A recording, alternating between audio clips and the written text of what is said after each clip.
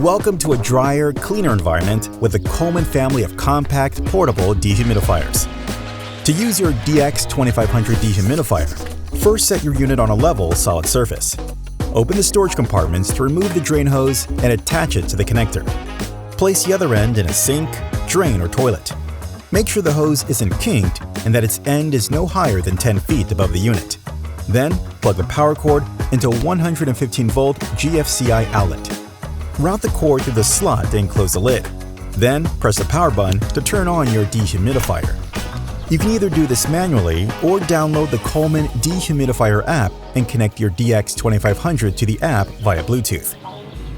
When it's time to move or store your dehumidifier, power it off but leave it plugged in while the unit pumps out any remaining water. Once the LEDs turn off, the shutdown cycle is complete and you can unplug the unit, coil up the hose and cord, and stow them in their storage compartments. Check your filter at least once a year or more often if running it in a dusty or dirty environment. If you see any dust or dirt buildup on the filter, it's time to replace it to keep your dehumidifier performing at its best. That's all it takes.